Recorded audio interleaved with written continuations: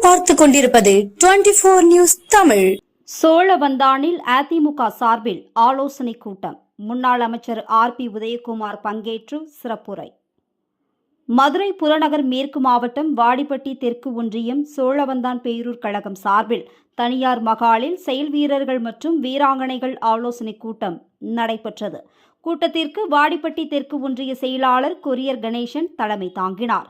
பேரூர் செயலாளர் Murugesan, Vadipatti union chairman Mahalakshmi, Rajesh Khanna, பொதுக்குழு உறுப்பினர் நாகராஜ் வரவேற்புரையாற்றினர். முன்னாள் அமைச்சர் சிவகங்கை பாஸ்கரன், மாநில அம்மா பேரவை துணை செயலாளர்கள் வெற்றிவேல், வக்கீல் திருப்பதி, வாடிப்பட்டி ராஜேஷ் கண்ணா ஆகியோர் முன்னிலை வகித்தனர். கூட்டத்திற்கு முன்னாள் அமைச்சரும் புறநகர் மேற்கு மாவட்ட செயலாளருமான RP உதயகுமார் கலந்து கொண்டு சிறப்புரையாற்றினார். அவர் பேசும்போது, எதிர்வரும் 2026 சட்டமன்ற தேர்தலில் புரட்சி தமிழர் எடப்பாடி பழனிசாமி அவர்களை தமிழக முதலமைச்சராக்க பாடுபட வேண்டும். அதற்காக கட்சியினர் இப்போது இருந்தே களப்பணியாற்ற வேண்டும் என்று பேசினார்.